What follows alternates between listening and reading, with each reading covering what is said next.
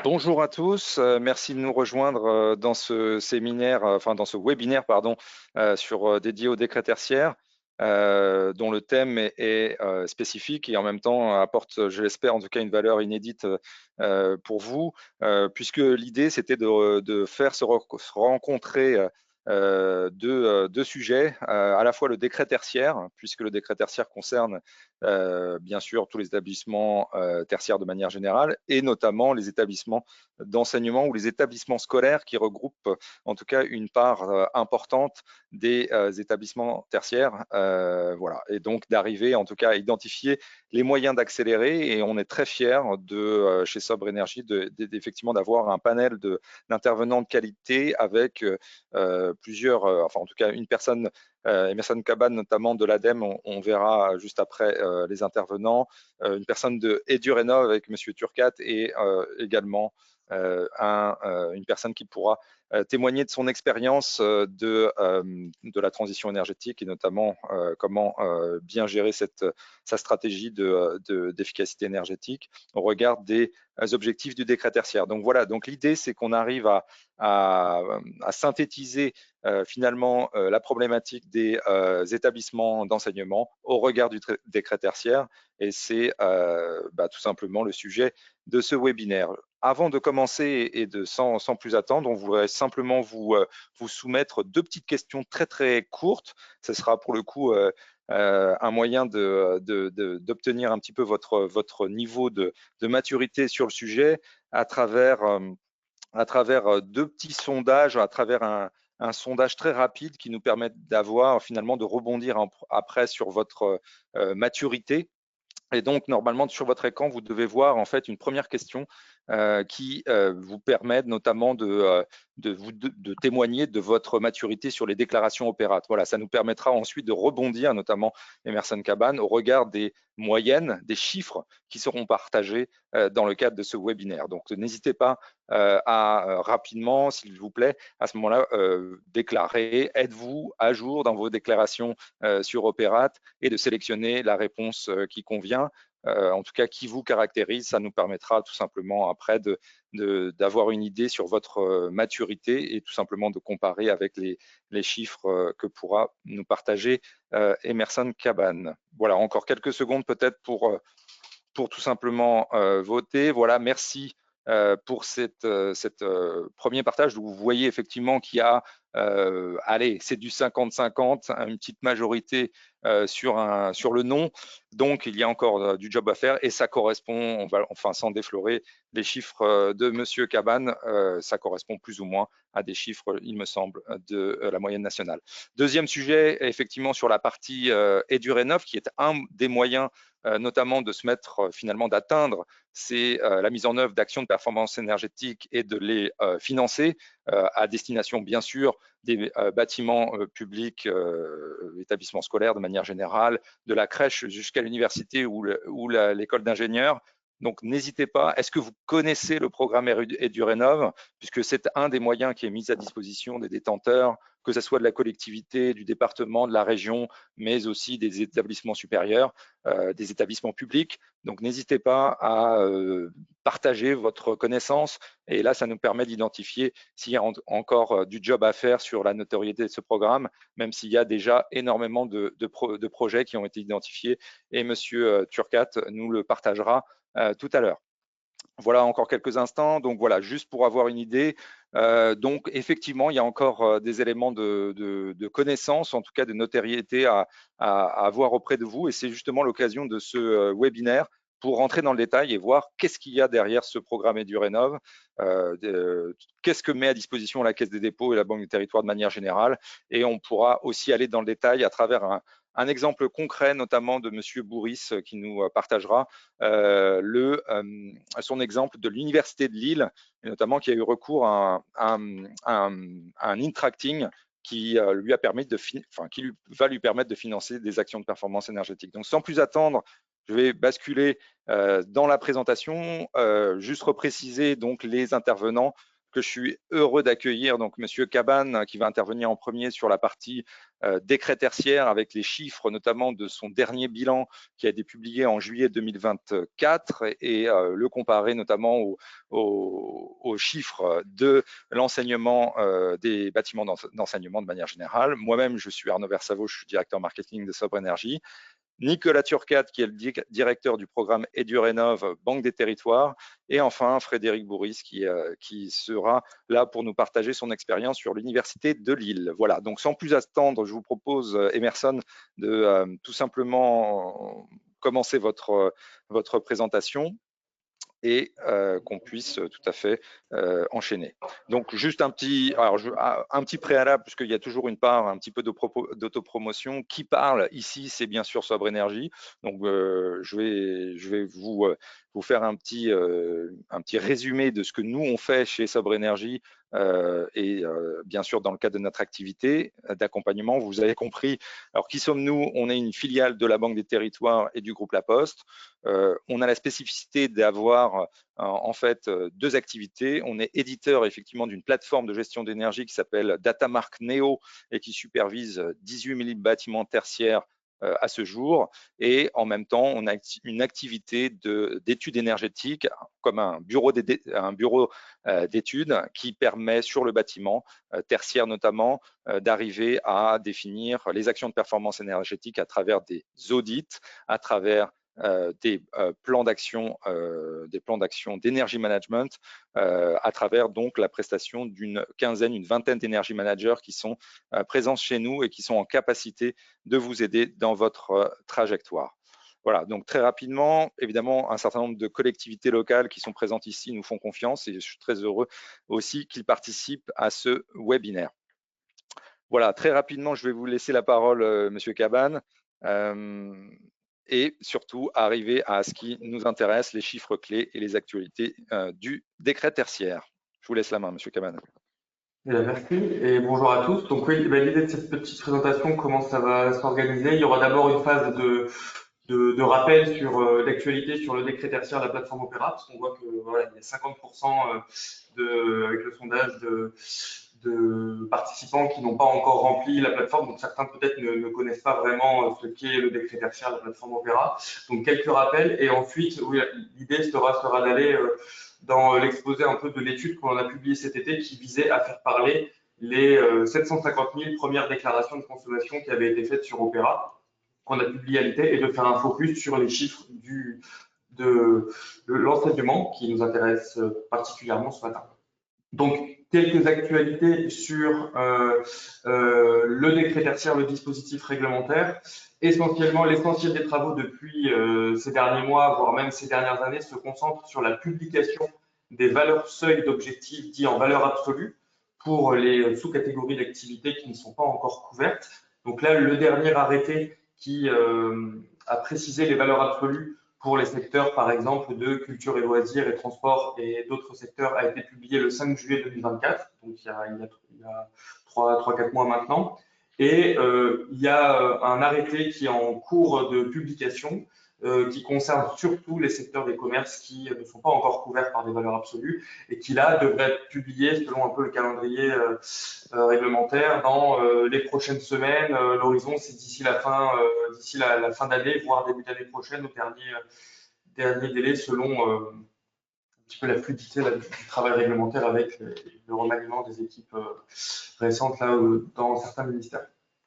Donc, Monsieur Cabane, juste pour remettre en contexte, les valeurs absolues, c'est les valeurs spécifiques aux différents secteurs, sachant qu'il y a toujours les valeurs relatives à moins 40% en 2030 sur la base de la primo-déclaration de l'année de référence qui a été choisie et de la consommation associée. C'est ça. Donc, avec chaque local tertiaire assujetti, il a deux grands objectifs qui lui sont adressés. Le premier qui est dit en valeur relative, qui consiste à faire, pour faire simple, 40%, 50% et 60% de baisse de consommation d'énergie par rapport à une année de référence en 2030, 2040, 2050. Et le deuxième objectif, c'est un objectif en valeur absolue qui, lui, ne dépend pas de la consommation passée du local, mais qui ne dépend que de la nature de l'activité qui est exercée. Et donc, pour faire simple, l'objectif en valeur absolue, il s'adresse plutôt aux bâtiments, aux locaux tertiaires qui, à l'entrée en vigueur du dispositif, étaient plutôt déjà performants énergétiquement et pour lesquels demander une réduction supplémentaire de 40, 50, 60% pouvait être difficile ou à atteindre. Très bien. Donc là, c'était effectivement les dernières nouveautés des différents arrêtés. Peut-être un petit rappel effectivement sur Opérat, qui est le récipiendaire, enfin en tout cas qui permet d'enregistrer toutes les déclarations, notamment la primo-déclaration. C'est ça, Opera, c'est vraiment la plateforme qui permet, on va dire, l'application concrète et le suivi dans le temps de l'entrée en vigueur du dispositif éco-énergie tertiaire. Il y a quelques grands volets essentiels à la plateforme. Le premier, c'est un volet déclaratif.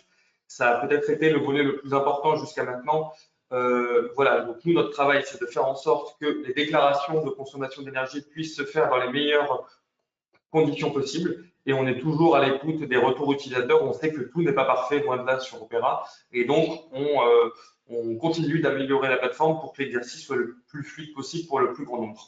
Donc ça, c'est le premier point, un volet déclaratif. Oui. Juste une petite question par rapport à là, sur votre slide, vous avez l'attestation numérique de suivi des consommations d'énergie avec la trajectoire, avec la notation. Normalement, d'ici décembre 2024, il y aura une publication des notations concernant les bâtiments qui ont établi leur primo-déclaration et les consommations annuelles. C'est ça, et c'était le deuxième point du coup des objectifs. C'est pour ça que le volet déclaratif a été le plus important jusqu'à maintenant. Il le reste, très important. Mais en fait, nous, depuis de nombreuses semaines, de nombreux mois, on travaille sur l'implémentation du volet calculatoire d'Opéra pour que la plateforme puisse remplir son travail de restituer aux assujettis les objectifs à atteindre et les fameuses attestations annuelles dont on voit un exemple ici, tiré de la réglementation. Et donc ça, c'est vrai que nous, on se met en ordre de marche pour pouvoir proposer les attestations à horizon de la fin d'année 2024. Donc là, le principe, c'est qu'à l'issue d'une déclaration, la plateforme puisse donner en retour l'objectif à atteindre et pouvoir situer le local tertiaire par rapport à l'atteinte de ces objectifs. Est-ce qu'il est plutôt dans la trajectoire de l'atteinte, déjà meilleur que la trajectoire prévisionnelle qui peut être établie, ou est-ce qu'il est en retard de ses obligations? Et tout ça se traduira par une notation éco-énergie tertiaire qui est définie dans la réglementation. Et cette notation sera normalement revue tous les ans, je suppose, avec les efforts potentiels et les nouvelles consommations qui seront déclarées chaque année. C'est ça, exactement. Très bien. Donc, ce qui permet effectivement de voir la progression et d'établir que le local ou le bâtiment, en tout cas d'enseignement, est bien orienté dans sa trajectoire 2030, 2040, 2050. C'est ça. Et les deux autres volets, du coup, en slide suivant, voilà, de la plateforme, il y aura probablement en 2025 les premières fonctionnalités, on va dire, de benchmark, qui, là, l'intérêt, c'est de pouvoir capitaliser sur la quantité de données uniques qui est amassée chaque année sur la plateforme Opéra pour pouvoir donner une information supplémentaire à l'assujetti pour, au-delà de lui dire comment vous vous situez par rapport à l'atteinte de vos objectifs, c'est plutôt de lui dire comment vous vous situez à l'échelle de l'ensemble des déclarants qui ont un contexte similaire au vôtre. Donc là, par exemple, c'est parce on parle d'enseignement ce matin, c'est par exemple, l'objectif, c'est qu'en 2025, un lycée qui fasse sa déclaration de consommation 2024, Opéra puisse lui dire, parmi tous les autres lycées qui sont dans un contexte similaire à vous, par exemple un contexte climatique, votre lycée fait partie des 10% qui consomment le moins, ou à contrario des 20% qui consomment le plus, pour que ça soit une information peut-être utile à exploiter pour les assujettis. Et après, le dernier point, c'est un volet plus large que le benchmark, c'est vraiment un volet de permettre à tous de mieux comprendre la consommation du parc tertiaire, sa caractérisation à partir de l'ensemble des données déclarées. Donc là, ça passe via d'abord la publication d'un premier bilan qu'on va présenter juste après, pour restituer ce que l'on peut dire à partir des données déclarées sur Opéra, et prochainement des fonctionnalités statistiques qui seront directement accessibles sur Opéra, à la manière de ce qui se passe sur l'Observatoire des DPE, et qui est aussi un système d'information que l'on développe à la BEP. Donc, on voit effectivement qu'il y a un bouquet de services qui sera mis à disposition des utilisateurs de la plateforme. Au-delà de la simple mise en conformité, on voit qu'il y a des bénéfices pour les utilisateurs. Oui, c'est l'objectif, dès 2025, que ces bénéfices soient vraiment visibles. Et donc, pour les actualités, on voit un petit peu le planning, peut-être pas la peine de s'attarder sur tous les éléments, on va peut-être se concentrer sur les derniers. Ouais. Donc, en 2024, pas mal de travaux de notre côté pour établir une première restitution statistique sur les données déclarées et une première mise en open data de données déclarées. Et on voit que là, il y avait l'échéance là du 30 septembre 2024 pour les assujettis pour déclarer leur consommation 2023, qui est désormais derrière. Alors, on constate encore qu'au mois d'octobre, là, on a des retardataires, on a toujours un rythme soutenu là, de déclaration qui se font. Mais voilà, on a cette échéance qui est désormais derrière nous en termes de déclaration de consommation de 2023. Pour des utilisateurs ou des détenteurs de certaines collectivités qui n'ont pas entamé leur primo-déclaration, est-ce qu'ils peuvent encore le faire? Alors oui, ils peuvent encore le faire. Aujourd'hui, la plateforme elle est assez souple pour les retardataires, donc ils sont considérés comme en retard vis-à-vis de leurs obligations, si jamais il y a un contrôle en ce moment ou a posteriori. Mais néanmoins, la plateforme elle est très souple, elle permet encore de réaliser toutes les déclarations passées, ce qui ne sera plus forcément le cas à l'avenir. Mais dans ce cas-là, il y aura une communication en amont pour que les assujettis puissent se préparer. L'idée, c'est qu'à l'avenir, les déclarations, ce ne sera plus aussi, on va dire, facile de rectifier une déclaration très ancienne. Il y aura toujours une possibilité sur Opera, mais cette possibilité nécessitera de passer par un parcours un peu plus spécifique et qui ne permettra plus, par exemple, les déclarations en masse qui sont permises pour les assujettis qui réalisent leurs déclarations en temps et en heure. Mais pour le moment, aucun blocage, aucune introduit pour les retardataires. Donc le message, c'est effectivement, établissez maintenant votre primo-déclaration pour ceux qui ne l'ont pas encore fait. Ils ont encore la possibilité de le faire par un parcours facilité. Ce sera certainement moins facile à l'avenir. Ok, très bien.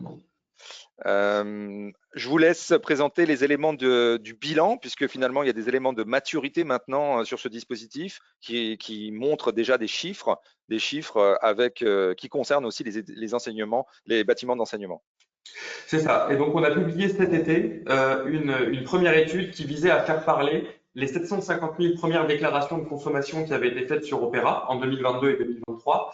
Donc, ce qu'on a fait, c'est qu'on a fait une photo de la base de données d'Opera au 31 janvier 2024 et on donne deux grandes typologies de premiers enseignements. Des enseignements qui portent sur le contenu, qu'est-ce que l'on peut dire du contenu des déclarations qui avaient été réalisées. Ça, c'est peut-être les enseignements qui intéressent le plus grand nombre. Et parce que ça nous avait été aussi demandé, on a voulu donner des enseignements sur l'utilisation de la plateforme. Donc là, c'est quelles fonctionnalités avaient été utilisées, quand est-ce que se font les déclarations, est-ce qu'elles sont plus ou moins complètes, les déclarations. Donc voilà, deux grandes catégories d'enseignements que l'on peut retrouver dans cette étude qui a été publiée cet été, que vous pouvez retrouver sur la librairie de l'ADEME en tapant Opera. Donc, oui, pardon. Oui, je vous laisse enchaîner sur les éléments de l'étude avec quelques chiffres clés qui nous permettent ensuite déjà de se focaliser sur les établissements scolaires. Là, les éléments généraux et puis après les éléments spécifiques sur les établissements scolaires. Oui, quelques éléments généraux pour un peu voir qu'est-ce que l'on peut s'attendre à voir dans l'étude. Donc voilà, je rappelle, c'est une étude photo faite au 31 janvier, donc les chiffres ont pu évoluer parce que comme on vient de le dire, les retardataires, on a toujours des retardataires qui font des déclarations. Et aussi, c'est important aussi de préciser que les consommations dont on parle, c'est des consommations brutes qui ne tiennent donc pas compte de l'ajustement climatique des consommations. C'est voilà, un élément important à avoir en tête. Donc, quand vous disiez que les lycées qui se situent à Nice et à Lille, effectivement, on ne peut pas les comparer pour l'instant, mais dans les services futurs, vous aurez la neutralisation de l'aspect climatique qui permettra de corriger les performances de chacun des lycées, que ce soit Nice, Lille ou à Clermont-Ferrand. Exactement. Et en fait, la méthode d'ajustement climatique des consommations a été corrigée dans le dernier arrêté du mois de juillet. Et cette étude a été publiée avant. C'est pour ça que je n'intégrais pas la correction climatique. Donc là, les chiffres que l'on peut voir, c'est qu'au 31 janvier, on dénombrait, selon les années qui pouvaient être déclarées, un peu moins de 600 millions de mètres carrés qui avaient fait l'objet d'une déclaration sur Opera. Pour en tout cas l'année 2021, avec les consommations associées. Donc, les derniers bilans faits par le ministère sur l'inventaire des assujettis montrent qu'il y a environ 1 milliard de mètres carrés au total de locaux tertiaires assujettis à l'obligation. Donc, et ça reflète assez bien au final le sondage, on serait aux alentours de les 50-60%, un peu plus aujourd'hui, parce que les chiffres ont beaucoup évolué, de taux de remplissage. Donc finalement, notre échantillon de participants est finalement un peu dans la moyenne de cette étude. C'est ça, dans la moyenne basse, un petit peu dans la moyenne basse probablement, mais quand même, ça reflète assez bien ce qui se passe au niveau national. Très bien. Et sur le graphique de droite, on peut voir aussi Pardon. l'évolution des premières. Alors juste sur le graphique de droite, l'évolution des premières consommations en mettant la référence en bas de 100. L'idée c'était de voir où à peu près se situait le parc par rapport à ses premières obligations. Donc on peut voir en bleu, en bas de 100 sur l'année de référence, qu'on est environ à moins 22% en 2022, qui était la plus récente, qui pouvait être déclarée en janvier dernier, de baisse de consommation. Encore une fois, ces consommations sont brutes. C'est pour ça qu'on a trouvé intéressant de corréler ça avec la courbe en jaune, qui est l'indice de rigueur climatique, et qui permet de voir qu'on a, voilà, c'est pas tout à fait comparable parce qu'on avait une rigueur climatique plus importante sur l'année de référence que là sur l'année 2022. Et un des constats qu'on peut faire, c'est que globalement, le niveau de consommation 2022 que l'on a, il est à peu près similaire à climat constant parce qu'il était très proche du niveau de consommation 2020 dans les bâtiments tertiaires de manière générale, ce qui est quand même assez encourageant parce que bon, en 2020, c'était quand même une année où l'activité des bâtiments tertiaires a été très impactée par la crise sanitaire. Donc voilà, ce sera intéressant de voir cette dynamique en 2023. Avec en plus la perspective de neutralisation du Oui, climat qui permettra de comparer vraiment les années de manière c'est plus ça. neutre. Plus neutre. Toujours sur Après, l'étude, je vous en prie. non, non, pardon. Non, non, je vous en prie, sur les éléments qui sont liés à la répartition. C'est ça. Donc là, on illustre quels autres enseignements on peut trouver plus sur la pratique d'Opéra. Donc là, par exemple, alors ça parlera plus à ceux qui ont fait des déclarations, mais l'idée, c'était avec le graphique de gauche de voir est-ce que ce sont les fonctionnalités d'interface qui ont été utilisées pour faire les déclarations ou les dépôts de fichiers CSV qui permettaient de faire des déclarations en masse. Intéressant de voir que les dépôts de fichiers CSV ont quand même assez nettement progressé entre 2022 et 2023. Donc, petit à petit, peut-être qu'on peut déduire là que les assujettis s'orientent vers les modes de déclaratoire les plus, voilà, les plus en masse possible. Ou qu'ils sont aidés par des gens qui sont très efficaces pour faire du CSV. Mais pardon, Oui, l'évolution mensuelle des déclarations par année, on voit qu'il y a un pic effectivement, forcément sur les mois de septembre. voilà, l'effet vraiment date butoir de septembre se voit très bien. Chose intéressante, alors qui n'apparaît pas ici, mais que l'on a constaté, parce qu'on a un peu regardé ce qui s'était passé en septembre de cette année, c'est que les déclarations, on observe qu'elles se sont faites quand même nettement plus tôt dans l'année. Donc il y a toujours un effet pic, mais il est beaucoup moins marqué que sur les autres années. Ce qui est peut-être le signe, voilà, on va étudier ça de manière plus approfondie, mais peut-être le signe que petit à petit l'exercice déclaratif, en tout cas peut-être qu'il rentre davantage dans les mœurs, c'est que les assujettis attendent moins la dernière minute pour faire leur déclaration. Donc il faut anticiper, effectivement. C'est un des messages qu'on essaie de porter, en tout cas vis-à-vis de nos clients et des collectivités aussi qui réalisent cette démarche. D'autres éléments là, peut-être spécifiques effectivement au focus enseignement, puisque c'est là vous avez beaucoup de collectivités locales qui vous écoutent. Voilà. Et donc, qu'est-ce qu'on peut dire de cette étude là sur les bâtiments d'enseignement? Déjà, c'est le premier pourvoyeur, on va dire, l'enseignement de surface déclarée sur Opéra. Par exemple, quand on regarde la répartition alors des grandes catégories d'activités, l'enseignement voilà, compte pour 1/5 de la totalité des surfaces déclarées sur Opéra, ce qui est majeur. Et quand on zoome sur ces 20%, donc c'est à peu près 120 millions de mètres carrés, on se rend compte que c'est plutôt l'enseignement secondaire qui se détache assez nettement, avec environ 70 millions de mètres carrés en 2021. Ah oui, c'est 30 massif. millions, oui, 30 millions pour l'enseignement primaire, 11 millions pour l'enseignement supérieur, et après il y a d'autres typologies d'enseignement qui sont définies dans la réglementation, comme les locaux de formation, ce genre de choses voilà, qui sont aujourd'hui plus minoritaires. Pourtant, la distribution des établissements scolaires, notamment secondaires et primaires, sont beaucoup plus nombreuses que l'enseignement secondaire. En gros, les collèges sont moins nombreux que les écoles communales dans les 35 000 communes de France. Voilà, donc là peut-être ça dénote voilà, peut-être une lacune de remplissage plus importante sur les enseignements, sur les bâtiments d'enseignement primaire, voilà, À confirmer. à confirmer, à combler, si c'est confirmé. Qu'est-ce que l'on peut dire aussi dans cette étude sur les consommations d'énergie? Donc là, voilà, c'est les consommations brutes. On expose pour les quelques grandes catégories d'activités qui comportaient le plus de déclarations comment évoluer le ratio de consommation observé sur les premières années. Et dans le cas général, on peut observer un peu voilà, une tendance après similaire entre les bureaux, l'enseignement, la logistique, la santé, qui était d'avoir une grande réduction entre l'année de référence et 2020, une hausse en 2021 qui peut peut-être être le synonyme d'un rebond lié au Covid et peut-être à l'effet du climat sur 2021, qui avait été peut-être un peu moins rude. Et ensuite, une nouvelle baisse et un niveau qui se situe quasiment voilà, très très proche de celui de 2020. Donc globalement, l'enseignement a l'air de suivre, les bâtiments d'enseignement ont l'air de suivre la tendance globale de la majorité des bâtiments tertiaires qui ont été déclarés. Ok, très bien. Donc là, et on suppose une accélération peut-être à ce moment-là sur les enseignements primaires à avoir dans les prochaines semaines et peut-être déjà fait depuis le premier semestre 2024. D'autres éléments rapidement, parce qu'effectivement, il faudra enchaîner rapidement sur Voilà. l'une des solutions de financement et du Rénov. Voilà, et juste pour finir, du coup, qu'est-ce qu'on trouve dans l'étude? On croise aussi un peu le mix énergétique, les catégories d'activités. Donc, ce qu'on peut voir, voilà, quand on regarde les différentes activités et l'enseignement, ce qui est intéressant de voir, et donc qui se situe en deuxième dans le graphique de gauche, ça fait partie des secteurs qui sont, enfin, voilà, qui apparaissent comme étant le plus dépendants du gaz aujourd'hui, avec en proportion 56% de gaz dans le mix énergétique des bâtiments d'enseignement déclarés. Voilà, ce qui est le plus important après la blanchisserie. Donc voilà. Donc d'ailleurs, en matière de solutions, la possibilité de se libérer de certaines chaudières gaz, éventuellement avec des pompes à chaleur, ça fait partie des recommandations qu'on réalise nous en tant qu'auditeurs énergéticiens.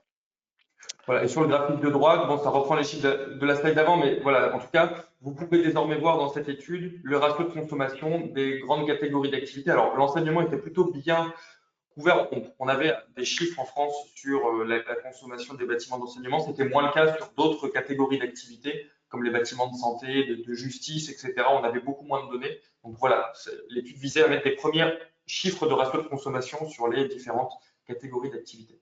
Les ratios de consommation, c'est effectivement le kilowattheure par mètre carré par an, qui est aussi pour chacun d'entre nous présent sur des fameuses étiquettes DPE par exemple, et qui établit grosso modo, si je reprends la RT 2012 par exemple, qu'il faut essayer de se rapprocher le plus possible des 50 kilowattheures par mètre carré par an, mais effectivement, on est plutôt généralement entre 100 et 200.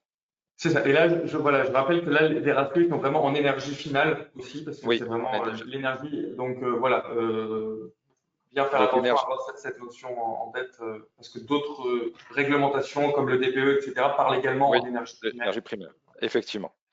Effectivement. Merci pour ces éléments. Alors, les perspectives sur les données opérates. Oui, alors bon, peut-être s'il y a des questions, mais voilà, pour pas trop déborder, Ouais, voilà, on pourra peut-être voir s'il y a des questions, revenir répondre sur à ce ça sujet. sur la question-réponse. En tout cas, un grand merci pour ce partage de ce contenu. Donc, on verra tous ces points peut-être au moment des questions-réponses. Et d'ailleurs, j'engage notre audience à ne pas hésiter à poser des questions sur le chat qui est de votre interface.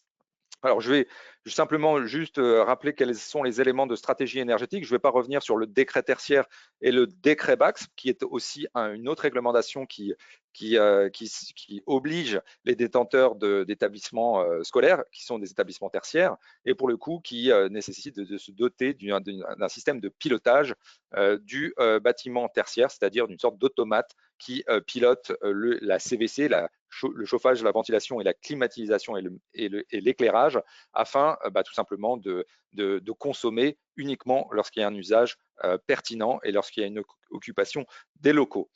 Bien sûr, dans le cadre de ces réglementations, il y a des opportunités, en tout cas, il y a des solutions de financement et on le verra avec Monsieur Turcat, notamment sur EduRénov.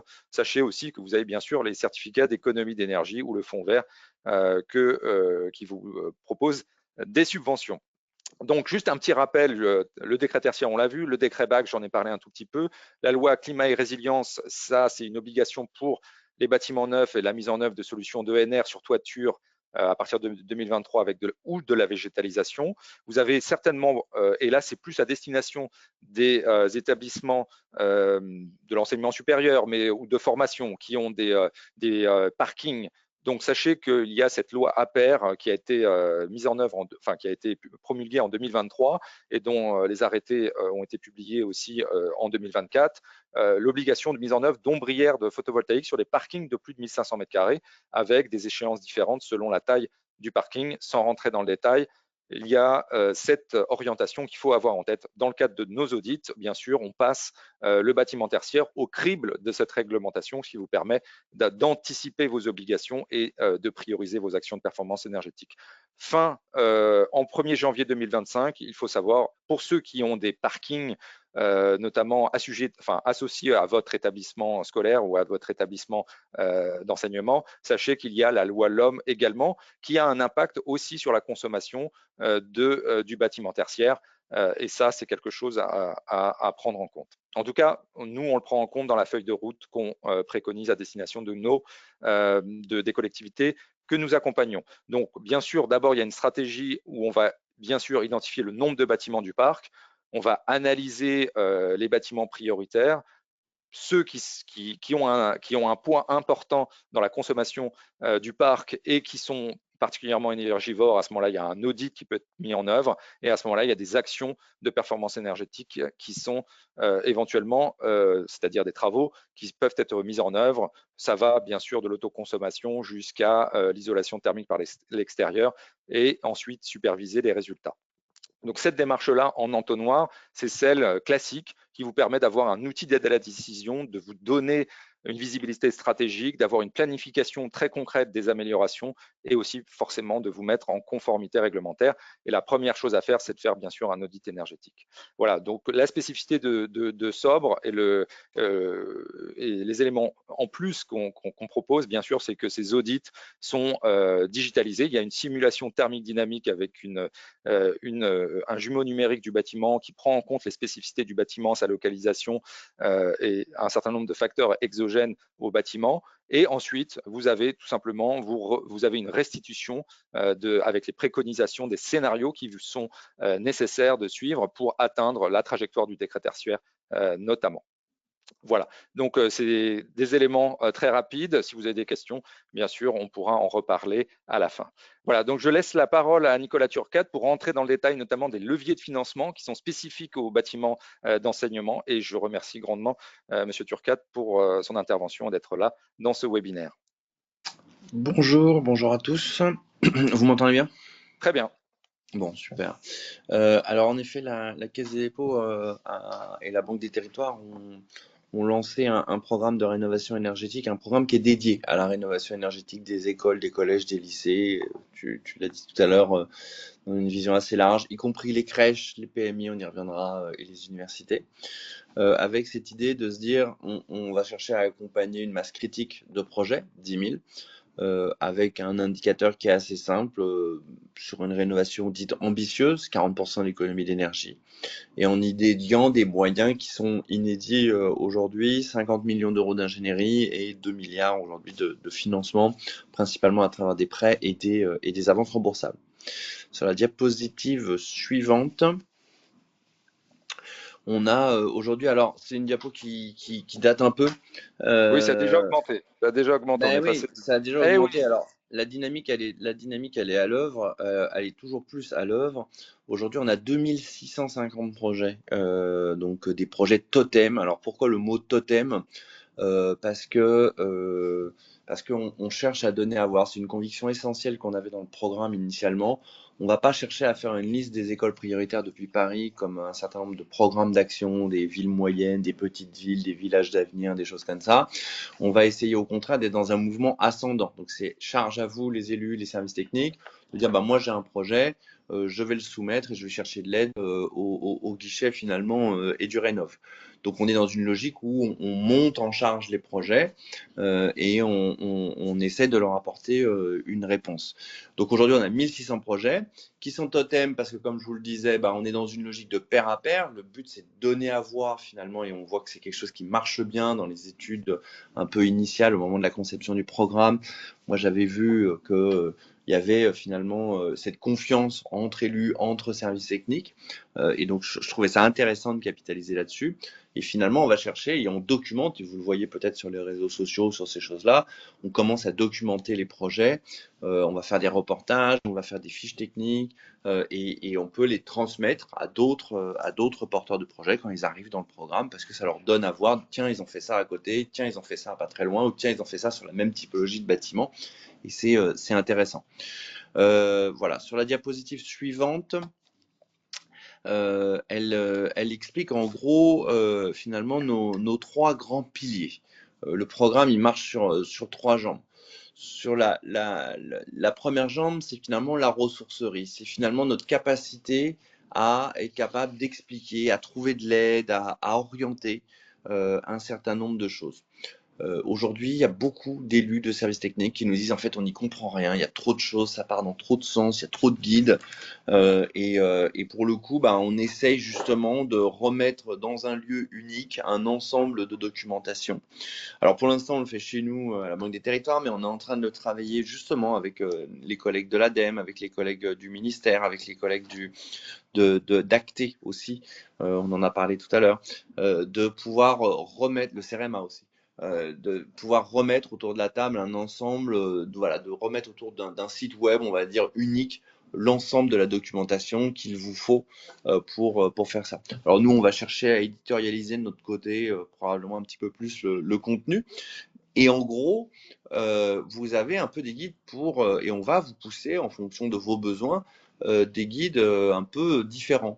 Il y a des collectivités qui n'ont aucune connaissance de par où je dois prendre le problème. Pour ça, il y a une charte, par exemple, qui a été travaillée avec le CSTB et le CRMA, qui est la charte de la rénovation énergétique des écoles, qu'on a publiée il y a un mois de cela, et qui permet de vous dire bon bah voilà les 6 grandes dimensions.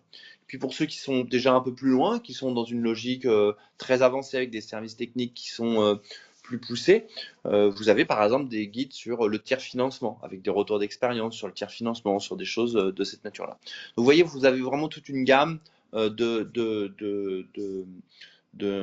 guides et également des retours d'expérience. On est en train de documenter tout ça, on en a une 50aine déjà de prêts et qu'on pousse régulièrement. Moi, j'ai des collaborateurs qui ne font que ça de leur journée, c'est à pousser globalement des retours d'expérience à d'autres collectivités et je trouve ça plutôt intéressant. Le deuxième point, c'est l'accompagnement et on est aidé aussi grâce à Sobre, que je remercie ici. On a des experts en propre. On est capable de mobiliser si jamais vous avez des besoins particuliers, si vous avez envie d'accélérer un peu votre projet ou des choses comme ça. On a des experts en propre qui sont pris en charge à 100%. Voilà, donc ça c'est quelque chose qu'on est capable de faire. Puis sinon, si vous êtes déjà impliqué dans une logique partenariale, notamment avec votre syndicat d'énergie ou l'agence locale de l'énergie et du climat ou des choses comme ça, eh ben, on est capable de vous renvoyer, et de cofinancer sur pas mal de fois, notamment le fameux bonus scolaire que vous trouvez dans les appels à projets chaînes. La Banque des Territoires, en effet, avait contribué à financer ce dispositif. C'était un surfinancement. Le financement d'Acté, vous vous en souvenez, c'est 50%. Nous, on finançait un surchapeau à partir du moment où vous avez de 25% supplémentaires, à partir du moment où vous aviez un bâtiment scolaire à rénover dans le cadre des lots 1 à 5, donc le 1 à 6, pardon, d'ailleurs les silos de l'appel à projet chaîne. Et puis enfin, on est capable de financer des projets. On est capable de financer avec deux principaux leviers qui tiennent finalement dans les deux sous-bullet points de la diapositive. Évidemment, l'EduPrêt, qui est un prêt sur le long terme, qui est plutôt dédié aux rénovations globales. Aujourd'hui, vous savez, la durée d'amortissement, elle est sur 20-25 ans. On est sur un taux du livret A donc à 3 plus 40 points de base. Ça fait 3,40. C'est un taux qui est relativement compétitif dans un certain nombre d'un grand nombre d'ailleurs de régions. Et aujourd'hui, je trouve que c'est un très beau symbole en plus de ça de se dire qu'avec l'argent du livret A, on finance les écoles de nos enfants.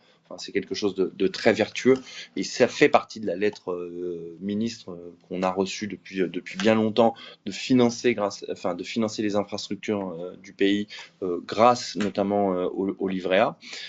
C'est surtout évidemment dédié, vu la durée d'amortissement, sur des projets plutôt de rénovation globale.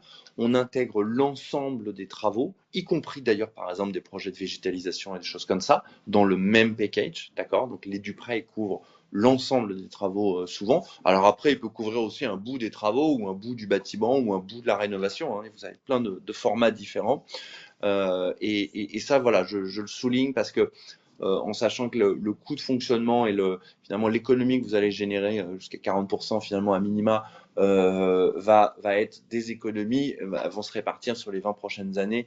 C'est quelque chose, lorsqu'on sait que 80% du coût finalement du bâtiment dans sa durée de vie, dans le cycle de vie global du bâtiment, se situe après les travaux. C'est quelque chose, je trouve, d'intéressant. Il y a un argument derrière à faire valoir, notamment auprès aussi de vos élus. Et puis enfin, l'Intracting, on en a parlé, et la personne tout à l'heure de l'Université de Lille en parlera mieux que moi. Mais l'Intracting, c'est un produit, c'est une avance remboursable qui est remboursée sur la base des économies d'énergie que vous générez. C'est sur une durée de 13 ans, c'est pour des projets, des rénovations à gain dit rapide, de l'huisserie, du relamping, du changement de vecteur énergétique, des choses comme ça, pour pouvoir aller assez vite. Et finalement, on calcule l'avance qu'on va vous faire sur la base des économies que vous allez générer sur les 13 prochaines années.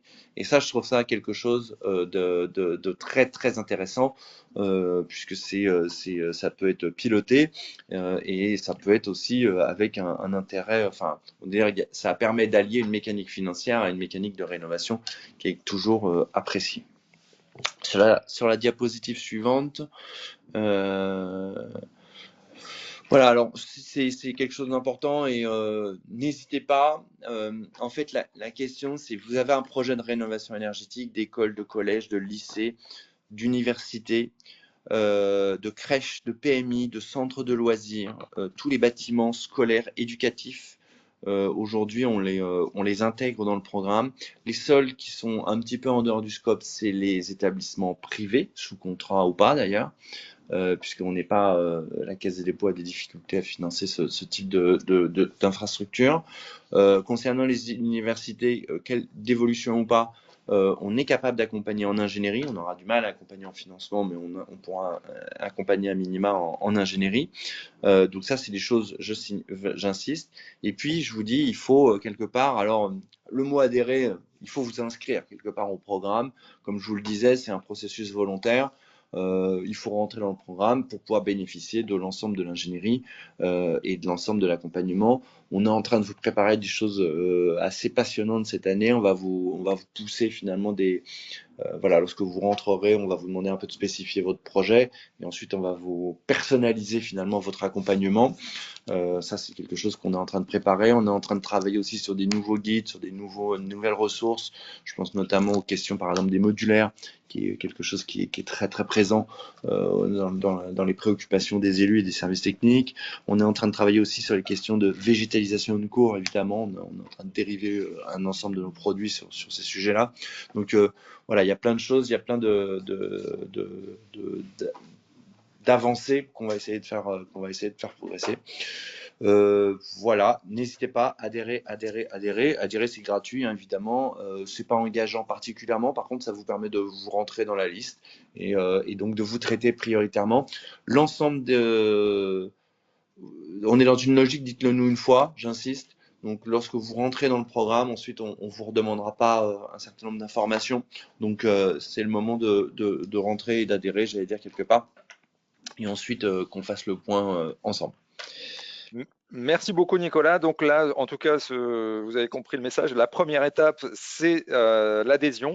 Bien sûr, vous aurez tous ces éléments et les liens vous les retrouverez dans un email qui vous sera envoyé de toute façon au plus tard demain.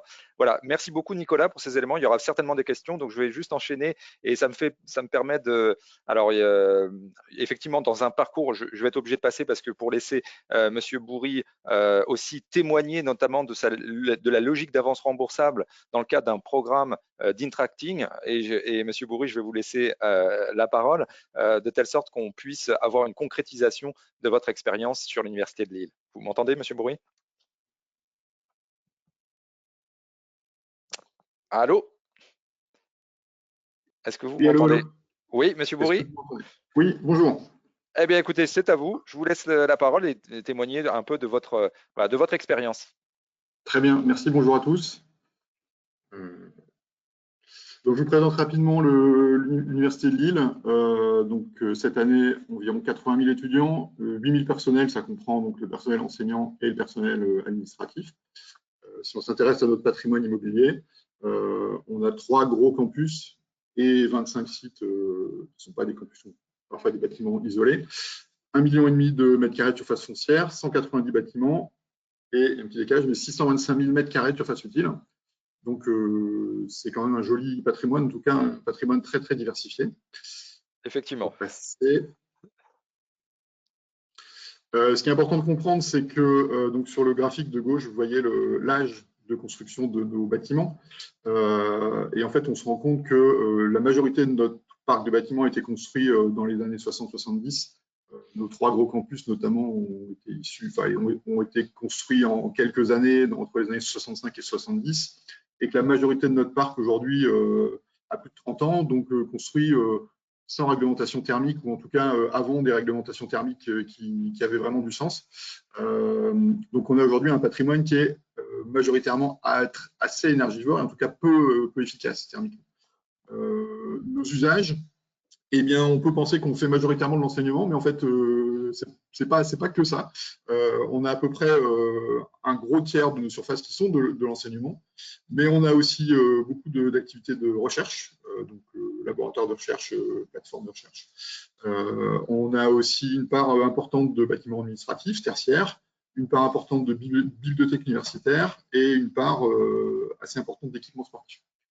Donc, on a un patrimoine qui n'est pas consacré uniquement à l'enseignement. Excusez-moi, j'ai un peu anticipé, mais oui. Non, mais j'avais terminé. Simplement, encore un petit élément de contexte. En 2023, la gouvernance, la présidence de l'université s'est engagée à un plan de transition écologique qui dicte des actes de rénovation sur plein de sujets, mais notamment sur le volet immobilier et campus. Avec des axes sur la sobriété foncière, c'est-à-dire éviter de construire pour plutôt se consacrer sur de la rénovation. La sobriété énergétique, consommer moins, consommer mieux, émettre moins de CO2 par kilowattheure consommé. Rénover notre patrimoine bâti, c'est une évidence. Et puis, bien sûr, sortir des énergies fossiles. Aujourd'hui, on est assez dépendant du gaz. Donc, on a des projets de récupération de chaleur fatale. On a un data center, par exemple. On se pose la question de comment valoriser l'énergie de ce data center. Et puis aussi, bien sûr, un programme de développement de capacités photovoltaïques. On a beaucoup de surfaces de toiture qui sont aujourd'hui assez peu occupées. En fait, nos bâtiments historiques des années 60, pas grand-chose sur le toit, pas forcément de ventilation, pas forcément de groupe froid, pas forcément de… Donc, on a des milliers de mètres carrés, des dizaines de milliers de mètres carrés de toiture qui ne sont pas occupés, sur lesquels on a forcément des projets de développement photovoltaïque. C'est pas si simple à faire qu'à dire. Bon, et la question qui se pose, c'est comment mobiliser, quel financement mobiliser pour ce plan ambitieux.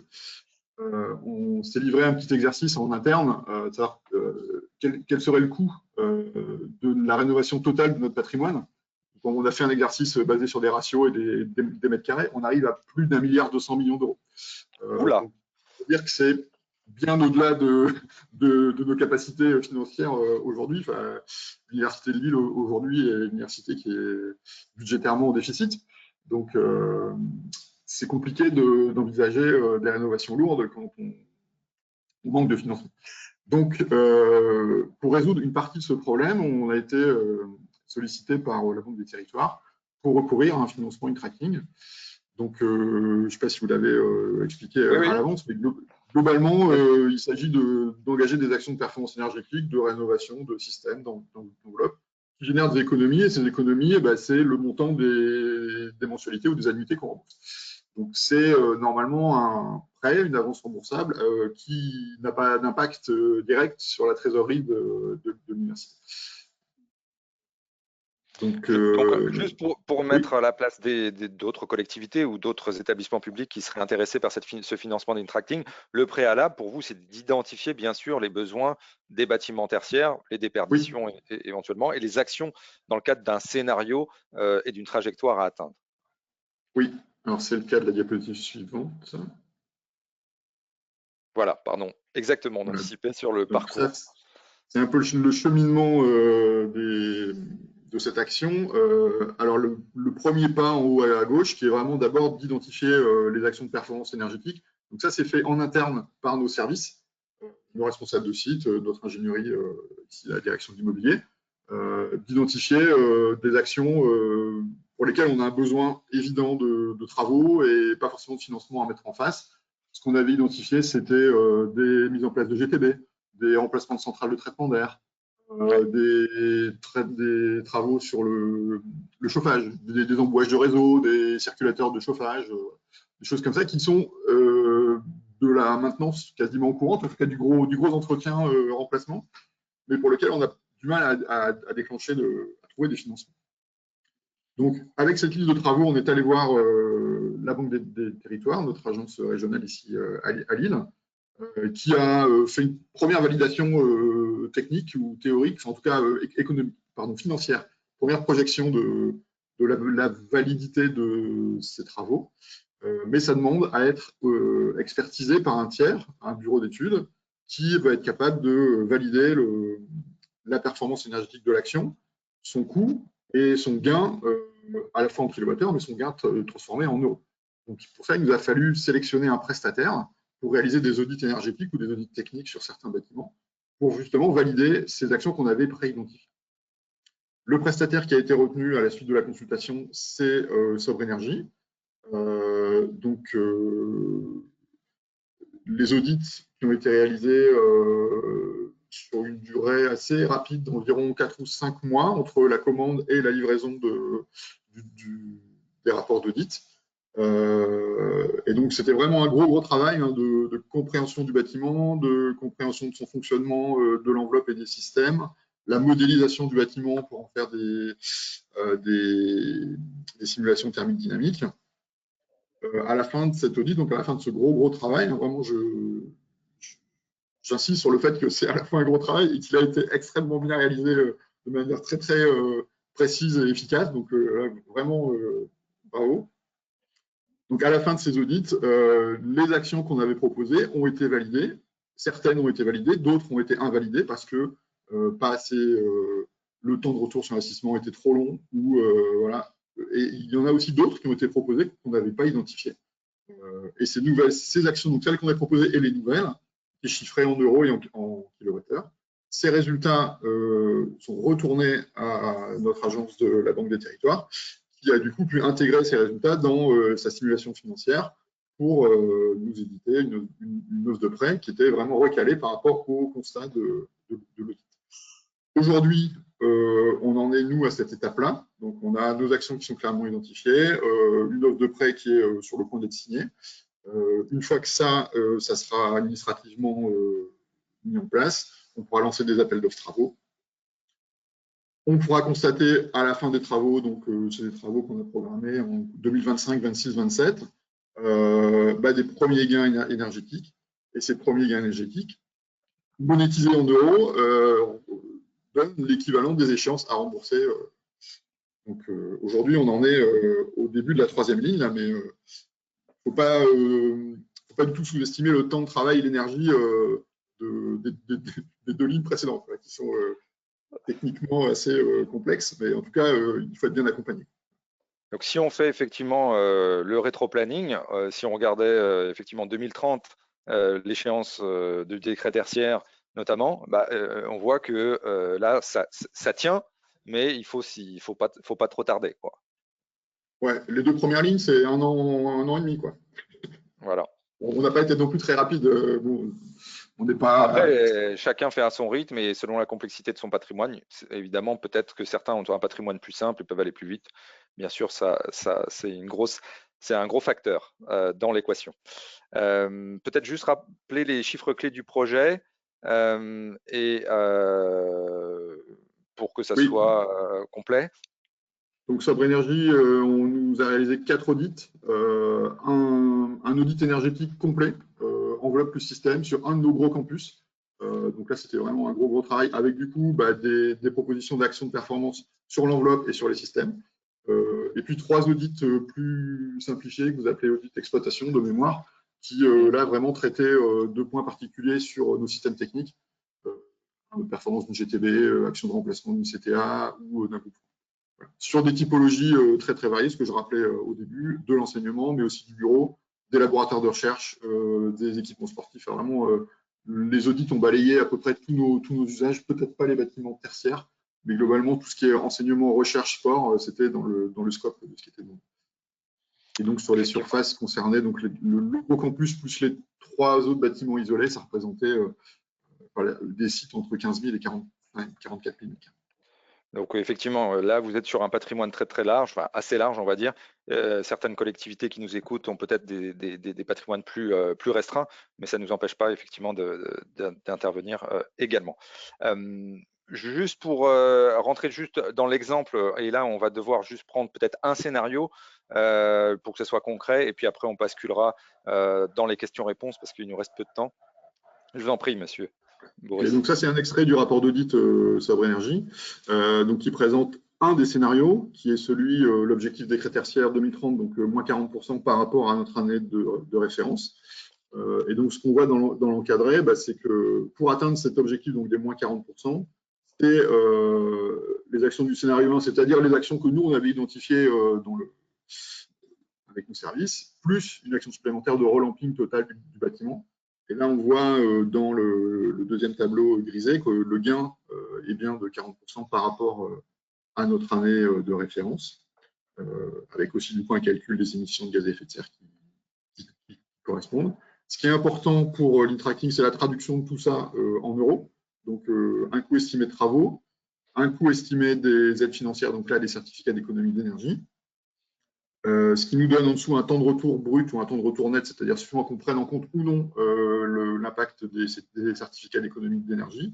On voit que là, on a un temps de retour actualisé de 12,7 ans, donc inférieur aux 13 ans, qui est le seuil qui permet de rentrer dans le cadre de l'e-tracking. Donc, voilà, suite à cet audit, on se rend compte que ce scénario-là, il est atteignable. Il n'est pas négligeable de savoir qu'on peut y arriver. Et deux, voilà, on sait à peu près combien ça coûte, combien et quel est le temps de retour de cette action. Ok, merci Monsieur Bourris. Je vous propose simplement de prendre quelques questions parce qu'il nous reste très peu de temps. Bien sûr, vous avez compris l'exemple, là je ne vais pas m'étendre sur les éléments positifs d'un audit, vous l'avez perçu vous-même. Donc là, le but, c'est d'aller directement sur les questions. Vous avez la possibilité de continuer cette démarche d'investigation à travers la feuille de route de ce livre blanc qui vous est mis à disposition. Surtout, n'hésitez pas. Et nous vous enverrons bien sûr la présentation avec tous les liens qui ont été évoqués dans cette présentation, notamment l'adhésion à EduRénov, le lien vers l'étude bilan de Opérat, etc. Donc, peut-être, on va prendre quelques questions. Il nous reste quelques minutes.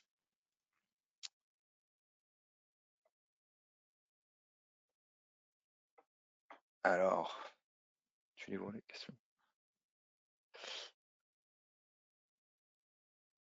Alors,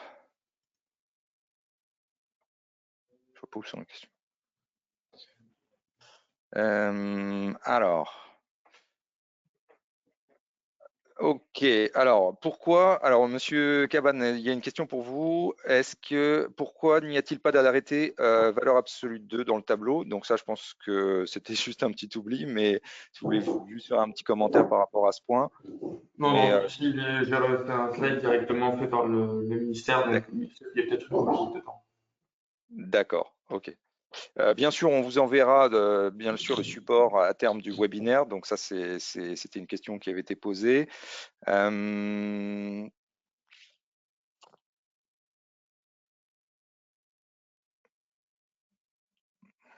d'autres questions. Écoutez, je pense que ça a été assez clair. Surtout, bon, on est arrivé au terme malheureusement du temps imparti. En tout cas, je renouvelle mes remerciements à tous les intervenants. Alors, peut-être une dernière question quand même. Est-ce que les audits, est-ce que le programme EduRénov accompagne les conservatoires de musique? Monsieur Turcat, est-ce que vous nous entendez? Ah. Ah, Monsieur Turcat nous a peut-être quitté. Donc, normalement, vous nous entendez, Monsieur Turcat? Ce que je vous propose, c'est qu'on reprenne toutes les questions qui vous ont été, que vous avez pu envoyer et que malheureusement nos intervenants ont dû peut-être quitter là, vu qu'on a un petit peu dépassé. Ce que je vous propose, c'est qu'on reprenne toutes les questions et qu'on vous les adresse spécifiquement de telle sorte que vous ayez toutes les informations. Voilà, donc je vous remercie. Désolé d'être un petit peu frustrant là sur ces questions parce qu'on n'a pas pu y répondre.